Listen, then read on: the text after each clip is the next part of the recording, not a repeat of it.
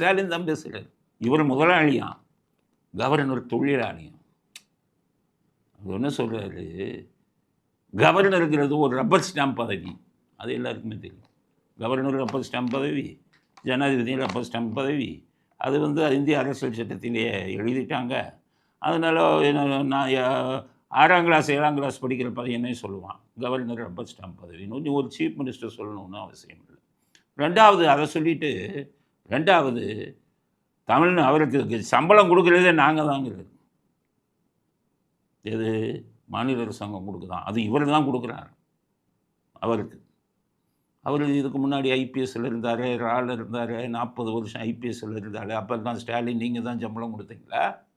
நீங்கள் மாநிலத்துக்கு கவர்னர் வந்துட்டால் நீங்கள் போடுற பிச்சைன்னு நினைக்கிறீங்களா? ஜிஎஸ்டின்னு என்னைக்கு வந்ததோ அன்னைக்கே நீங்கள் எல்லாம் மாநில அரசாங்கங்கள்லாம் பிச்சைக்காரன் ஆகிட்டீங்க. வெக்கம் இல்லாமல் மத்திய அரசாங்கத்திட்ட போய் பிச்சை வாங்கிக்கிட்டு இருக்கீங்க.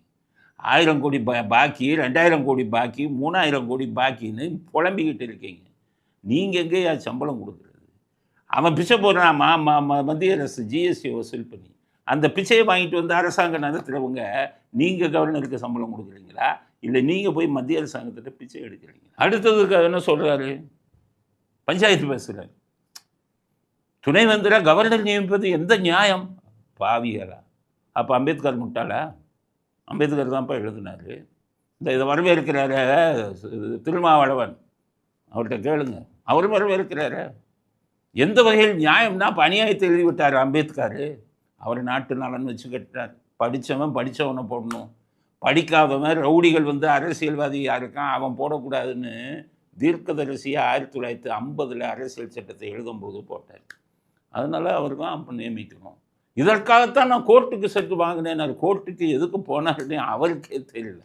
அவர் கோர்ட்டுக்கு போனது துணைவேந்தர்களை நான் தான் நியமிக்கணும்னு கோர்ட்டுக்கு போகல, துணைவேந்தர்களை கவர்னர் நியமிக்கக்கூடாதுன்னு கோர்ட்டுக்கு போகல. என் மசோதாவெல்லாம் அது பெண்டிங் வச்சுருக்காருப்பா, ரொம்ப நாளாக கையெழுத்து போடாமல் வச்சுருக்காரு, கையெழுத்து போட சொல்லுங்கன்னு தான் கோர்ட்டில் போனாங்க. ஆனால் சுப்ரீம் கோர்ட்டில் வந்து நீங்கள் இந்த கதையெல்லாம் கேட்டுருந்தீங்கன்னா அவங்க நிச்சயம் கவர்னர் போகிறது தான் ரைட்டுன்னு இருப்பாங்க. காரணம் அவங்களுக்கு தெரியும் தமிழ்நாடு அரசியல்வாதி எவ்வளோ மோசமான, ஏன்னா செந்தில் பாலாஜி கதையும் பொன்முடி கதையும் பார்த்த ஆளுங்களில் எவ்வளோ மோசமான ஆளுங்க என்னென்ன பண்ணுவாங்கன்னு தெரியும்.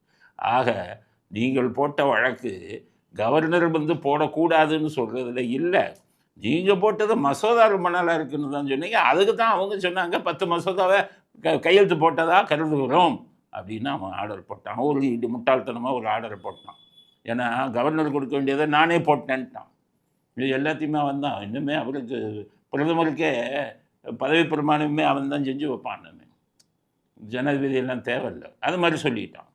அதை வச்சுக்கிட்டு இவர் என்ன சொல்கிறாரு, நீ நியாயம் கிடைச்சிருச்சான் எங்கே சுப்ரீம் கோர்ட்டில் எங்கே நியாயம் கிடைச்சது? அதுவும் வாங்கின சட்டத்தை புரியாத மாதிரி முதலமைச்சர்னு இல்லாமல் அரசாங்கம்னு வாங்கி அசிங்கப்பட்டு, ஆனால் கேட்டுக்கிட்ட நான் தான் நியமிப்பேன்னு போட்டுக்கிட்டு இருக்கீங்க. இந்த நீங்கள் இப்போ உங்களுடைய நியமனமும் ஒரு நாள் உடைந்து போகும் அப்படிங்கிறத ஸ்டாலினின் உளறலுக்கு நம்முடைய பதிலாக சொல்ல விரும்புகிறோம். அடுத்தது சினிமாக்காரவங்க வந்துட்டாங்க.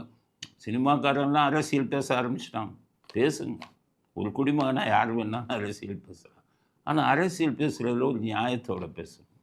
நடிகர் மாதவனா, அவருக்கு எதுக்கு அரசியல் என்ன தெரியும்? அவர் என்ன சொல்கிறாரு, பாடப்புஸ்தகத்தை பார்த்தார், அதில் வந்துக்கிட்டு முகலாயர்களை பற்றி நிறையா பாடம் இருக்கான், ஆங்கிலேயர்களை பற்றி நிறையா பாடங்கள் இருக்கான், ஆனால் சோழர்களை பற்றி நிறையா பாடங்கள் இல்லை. இதெல்லாம் அநியாயம், இதெல்லாம் நாங்கள் தட்டி கேட்கணும், நான் யாருக்கும் பயப்பட மாட்டேன் அப்படின்னு பேசுகிறேன். நான் இப்போ மாதவனும் உங்கள் வயசு கம்மி, எங்கள் காலத்திலே நாங்கள் படித்ததுலேயே ஃபுல்லாக பாபர், அக்பருக்கு தான் பொற்காலம். பாபர் என்ன பண்ணார், ஹுமாயூன் என்ன பண்ணார், அவுரங்கசீப் என்ன பண்ணாங்க, தாஜ்மஹால் எப்படி கட்டினாங்க, இதுதான் அதிகம் நாங்கள் படித்த காலத்திலேயே. அதே மாதிரி 1600 வெள்ளையர்கள் எப்படி வந்தாங்க, நம்ம நாட்டை எப்படி கையில் பிடிச்சாங்க, நம்ம நாட்டு மக்களை எப்படி அடக்குனாங்க, என்ன அக்கிரம அநியாயம் பண்ணாங்க, நம்ம நாட்டு தலைவர்கள்லாம் எப்படி சுதந்திரத்துக்கு போராடினாங்க, இதுதான் நாங்கள் படித்ததுலேயும் அதிகம். சோழர்கள் காலத்து கொஞ்சம் வரும். ஏன் வரும்னா ஒரு மிக பழமையானது. அதனால் சமீபத்தில் நடந்த நிகழ்வுகளை ஆங்கிலேயர்கள் ஆட்சி, முகலாயர்கள் ஆட்சின்னு வந்து பாடத்திட்டத்தில் வச்சான். அதுக்காக சோழர்களை மதிக்கலைன்னு இல்லை, சோழர்கள் மதிக்கப்பட வேண்டியவர்கள். அது அவங்கள பாடத்திட்டத்தில் இன்னும் கொஞ்சம் அதிகமாக சேர்க்கணும் அப்படிங்கிறத ஏற்றுக்கலாம். ஆனால் இதே மாதவன் சர்க்காரியா கமிஷனால் குற்றம் சாட்டப்பட்ட கருணாநிதியை பாடத்திட்டத்தில் சேர்த்துருக்காங்களே, அதை பற்றி ஏதாச்சும் ஒரு வழி பேசுனீங்களா? அதுக்கு ஒரு கண்டனம் ஏதாச்சும் தெரிவிச்சிங்களா? தாயிடம் தப்பான உறவு வைத்துக் கொள்வதில் தப்பில்லை, உனக்கு தேவையானால் தாயிடம் கூட நீ தப்பான உறவு வைத்துக் கொள்ளலாம்னு சொன்ன ஈவேரா அந்த பாடத்திட்டத்தில் சேர்த்துருக்காங்களே, அதுக்கு ஒரு கண்டன குரலை நடிகர் மாதவன் எழுப்பியிருக்காரா? அதை நீங்கள் எழுப்பியிருந்தீங்கன்னா நானும் உங்களுக்கு ஆதரவு கொடுத்துருக்கேன். ஆமாப்பா, அவர் சொல்கிறது ரைட், இதுக்கு எதிர்ப்பு ரைட். அதே மாதிரி சோழர்களுக்கும் அவர் பேசியிருக்காரு. நீங்கள் பேச மாட்டீங்க சினிமாக்காரங்கள்லாம், ஏன்னா உதப்பான்ல, அரசியல்வாதி உதப்பான். அதனால் திமுகவுக்கு எதிராக மட்டும் பேச மாட்டாங்க, மற்றதெல்லாம் பேசுவான். அவன் உதவுக்கிறது மட்டும் இல்லை, இவர் நடிக்கிற படத்தை ரஜினிட்டு உதயநிதி தியேட்டரில் திரையிடவே விட மாட்டார். அதனால் சுயநலம். அதனால் திமுக மட்டும் பேச மாட்டாங்கப்பா இந்த இவங்க சினிமாக்காரங்க, மற்ற எல்லா நியாயங்களையும் பேசுவாங்க. அதனால் இவனுக்கு சொல்கிறேன், திரைப்படத்துறையை சேர்ந்தவங்களுக்கு சொல்கிறேன், நடிகர்களுக்கு நியாயத்தை பேசுங்க. திமுக பக்கம் இருக்கிற நியாயத்தையும் பேசுங்க, மற்றபடி மற்றவங்க பக்கம் இருக்கிற நியாயத்தையும் பேசுங்க. ஒருதலை பட்சமாக பேசாதீர்கள். இல்லையா, அரசியல் பற்றி பேசாதீங்க. நீங்கள் லாய்க்கு இல்லைல்ல. ஒரு நடிகர் சொல்கிறார், அந்த நடிகர் எப்படியெல்லாம் இருந்தாருங்கிறது பெரிய கதை.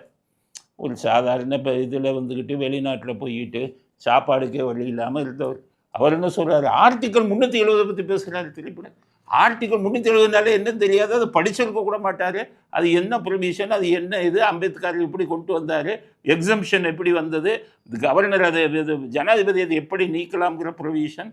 ஆர்டிக்கல் 370 1947 சுதந்திரம் கொடுத்ததுக்கப்புறம் 1950 அரசியல் சட்டம் வந்ததுலேருந்து பேசும் பொருள்.